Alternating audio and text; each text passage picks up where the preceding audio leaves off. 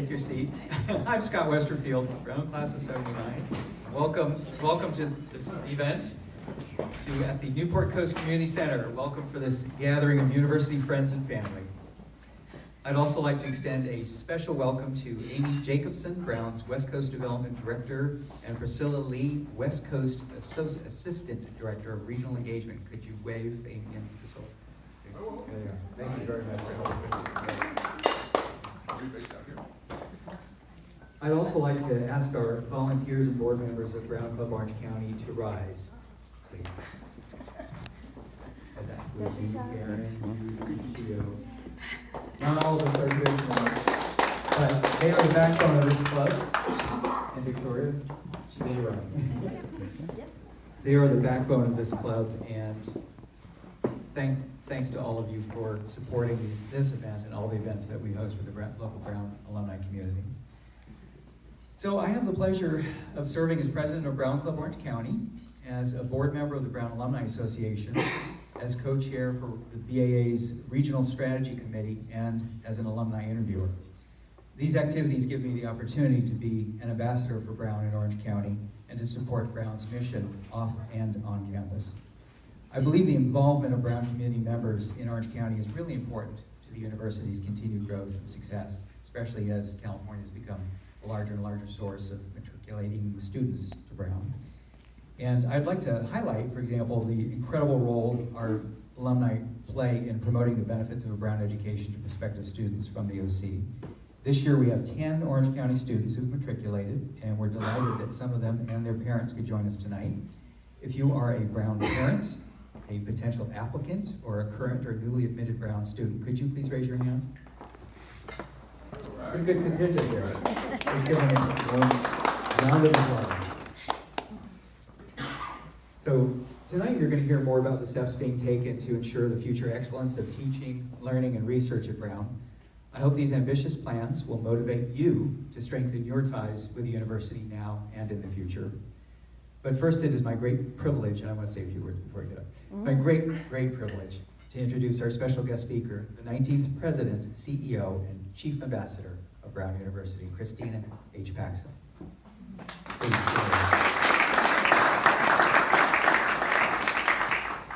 Prior to her appointment at Brown, President Paxson was Dean of the Woodrow Wilson School of Public and International Affairs, and was a Hughes Rogers Professor of Economics and Public Affairs at Princeton.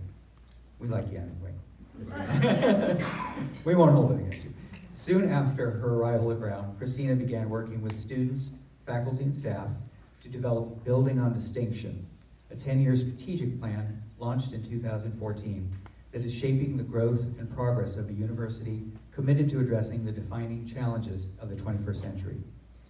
She is leading Brown in its increased emphasis on interdisciplinary teaching, research, and scholarship, spanning such areas as bioengineering, environmental security, data sciences, and addressing societal issues through humanistic inquiry. The key areas include empowering collaboration and entrepreneurship among educators and students, expanding the rich research environment at Brown, the environment that Brown is developing in Providence's Jewelry District, and creating learning programs that integrate teaching with community-based research, as well as real-world experience. The defining objectives of Christina Paxson's presidency, if I may say so, are to build on Brown's academic excellence and to prepare students to thrive in today's complex and changing environment. She is driving investment geared toward positioning Brown to be a leader in teaching, research, and innovation. Under her leadership, Brown opened a new School of Public Health, launched the Institute at Brown for Environment and Society, and is experiencing a renaissance in social sciences in connection with the Watson Institute for International and Public Affairs, which is something near and dear to my heart since I was an IR major. I only wish we had had that in the 70s. We all know the cost of education today is a big concern to families and society at large. To ensure Brown education is accessible and affordable, President Paxson has supported undergraduate financial aid as the fastest growing area of Brown's budget. That says a lot. She's increased scholarships for low-income students and accelerated support for middle-income students as well as graduate students, middle-income families and for graduate students. She is also supporting the opening last year of the first generation college and low-income student center. In the 4th year of her administration, President Paxson led a campus-wide effort to create more just, diverse, and inclusive communities in support of Brown's mission of education and discovery. This resulted in last year's release of Pathways to Diversity and Inclusion, an action plan for Brown University. This is a detailed plan to meet the goal of creating knowledge and preparing students, in the word of our university charter, to live lives of usefulness and reputation, not only in our communities, but in the nation and in the world. I believe all of you in this room live by these words. No matter how long ago you left Brown or how distant you are, we are all ever true to Brown. Please join me in extending a warm welcome, Orange County welcome, to President Christina H. Paxson.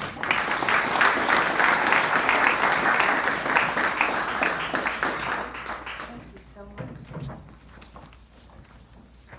It's really great to be here. Can you hear me without the microphone? Yes. Yeah. Okay, why don't we do without it? And first, I just wanted to start and thank all of you for coming here tonight. It's really great to see such a big group. You know, it wasn't long ago when there was no group in this area, right? Yep. And this has grown in just an incredibly impressive way.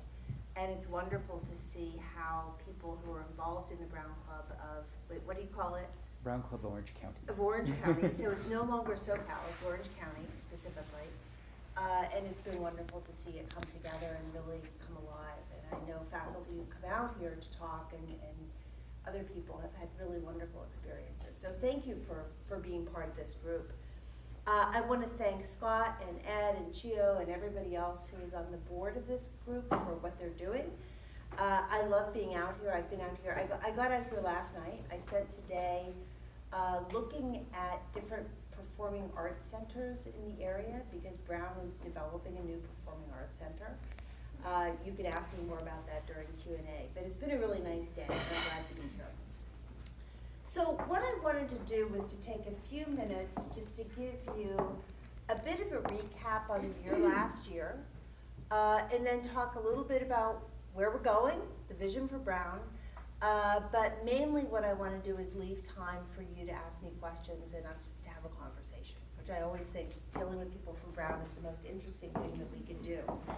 So, you know, just as a recap from last year, and this is mainly an illustration, I think, of why I am so excited to be at Brown, why I love Brown so much, is just a collection of all the very, very exciting things that we're doing. So what did we do last year? First, and probably one of the most important things, was to make progress on Brown's strategic plan, which is called Building on Distinction. It is only 10 pages long. You can go online, you can read it. I hope you all do. But what did we do last year in that area? We started a new initiative in data sciences that is drawing on Brown's very long track record and distinguished record in computer science, mathematics, applied mathematics, and biostatistics. And what we're doing in data sciences is preparing students, undergraduates, graduate students, as well as galvanizing research on, you know, just really important areas that touch on cybersecurity, they touch on medical research, they touch on digital humanities.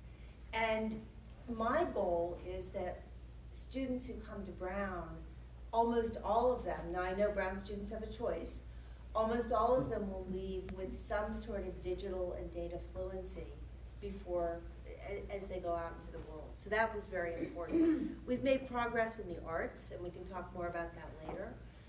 We opened this first-gen low-income student center, which is, I think, a model, a really great thing, and I've heard a lot of other universities looking at what we're doing and saying, gee, we'd like to provide the same sort of academic support for our first-gen students as Brown is doing. We did something that I'm actually very proud of, which is we have expanded ROTC at Brown. So we now have a full suite of Naval, Air Force, Army, ROTC the Brown students can take part in if they want to. So that was another big innovation last year. So those were all progress on building on distinction. Now, all of our plans in our strategic plan, they do require resources. And we made a lot of progress in our campaign, Brown Together. I'm wearing a Brown Together pin right here. Did we pass them out to everybody? Oh dear. Okay. No, that's fine. That's fine. But you know, we're in the middle of a $3 billion campaign. It's a very ambitious campaign for Brown. The last campaign was 1.6. And by October, and I'm looking at Amy and other people who are involved in this, but we're making very good progress. I think by October, 2 years into the public phase, we'll be halfway there. And we'll be at 1.5. So that's really tremendous progress. And it's not just the money, it's engaging members of the Brown community. So that last year we set a goal we broke a record for the Brown Annual Fund, we're pushing up participation. And all of these things are just essential to the support of the university going forward. Other things that happened last year.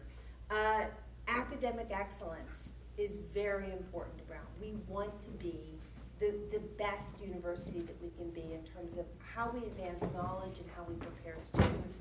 So winning a Nobel Prize in Physics, Michael Kosterlitz, that was pretty great, right?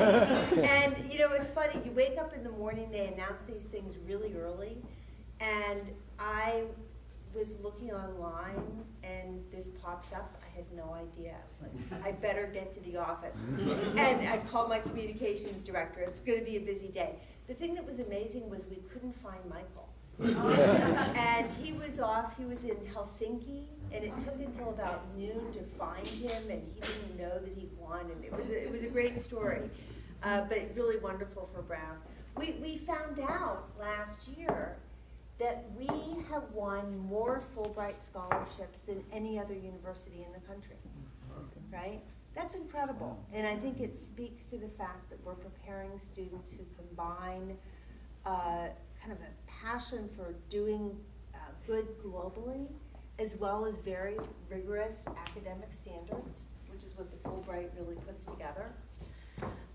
We had a conference, which I think was maybe the best Brown conference I've ever been to, which was 125 years of women at Brown. Andrea, you were there. Was anybody else there who was here? Was it the best conference you've ever been to? Ever. It was fabulous, right? Absolutely. Yeah, it was great. And it was, I'm sorry for the men who weren't invited. Janet Yellen was there. I know. Maggie Hassan, what? I know, I wish men could have gone to that. Yeah, well, maybe next time. Yeah, well, we did have the 250th anniversary not long ago, and that was 250 years of Men at Brown. That's So, okay. there you go. Touche. Yeah, exactly. But it really was, it just highlighted all of the wonderful things that our alumni are doing in the world.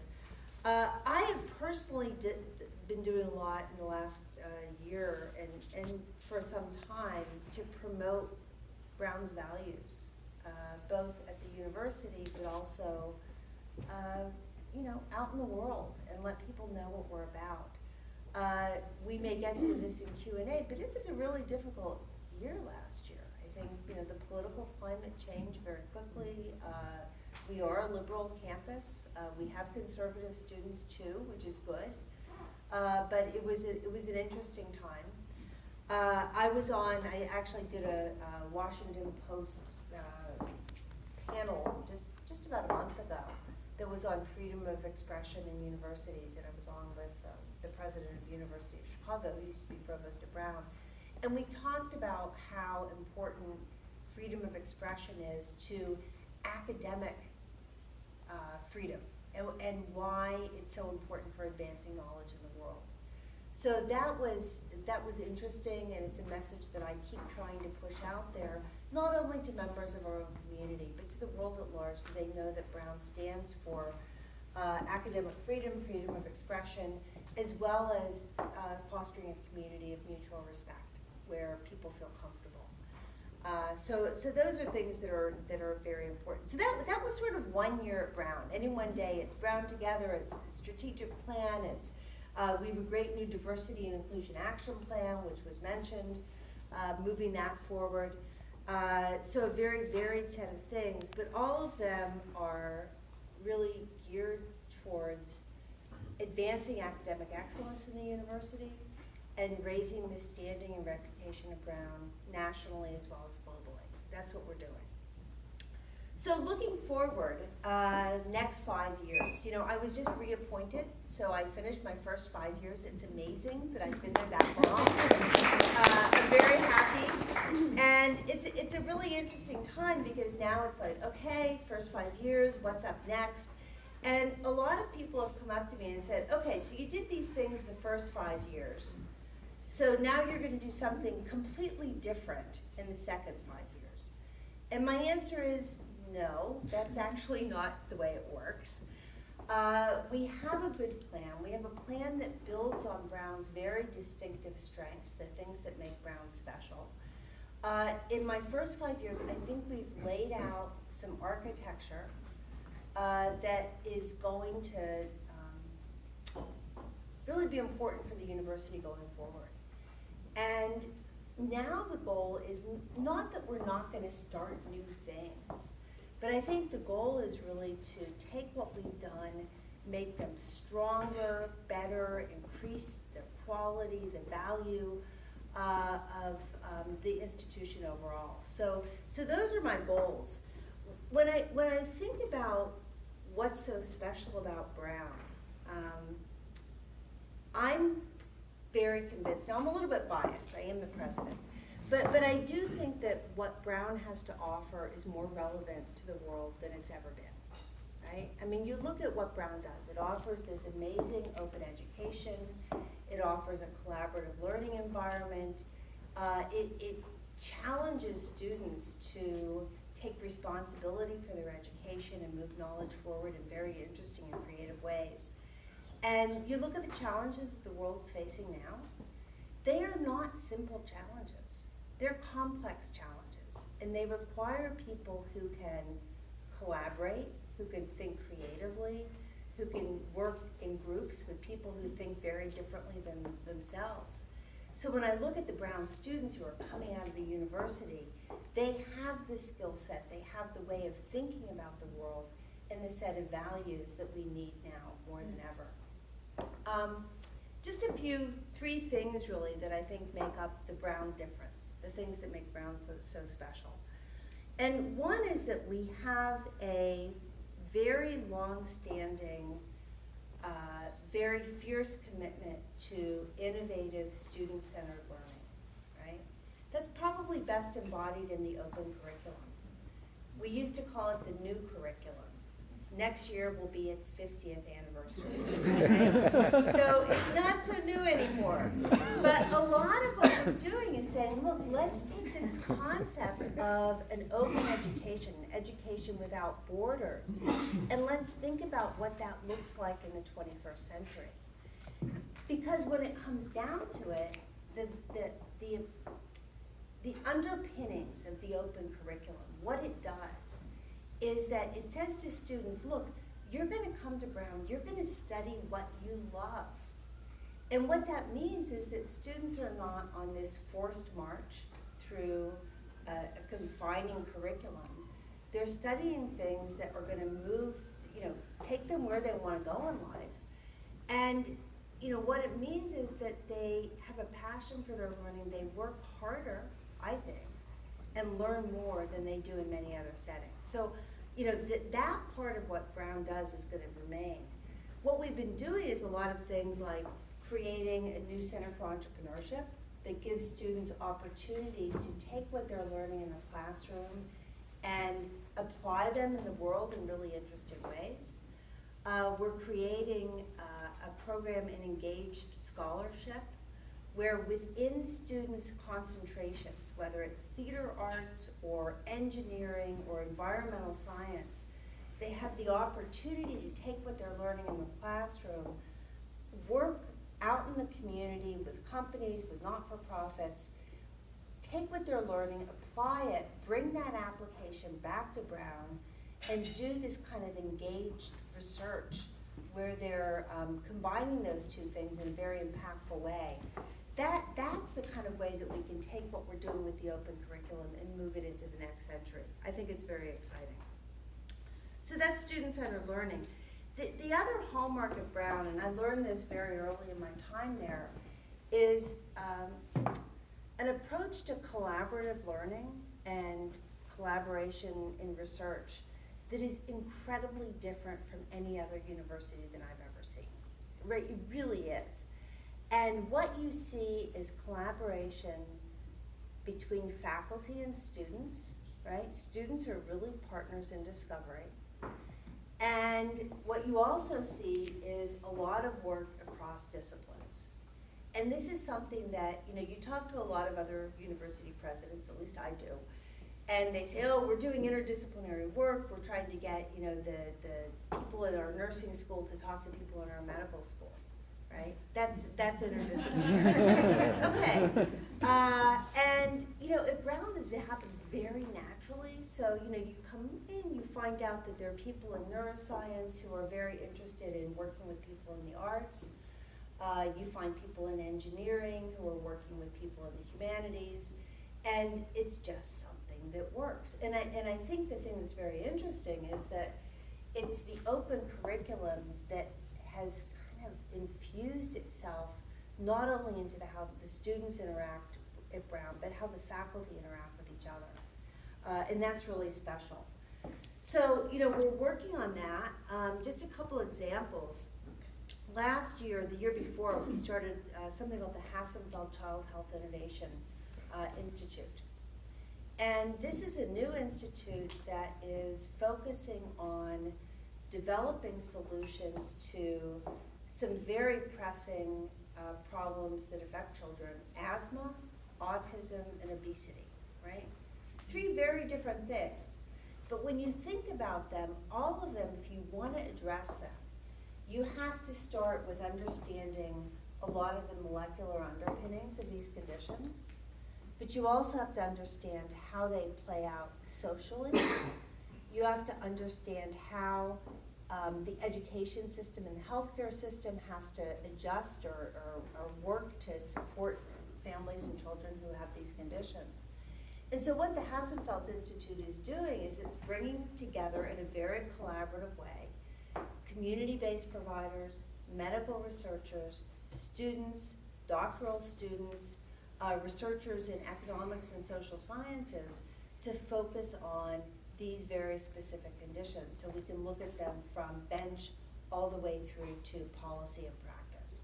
And that's a very kind of quintessential Brown approach to solving problems. I can give you more examples, but let me move on.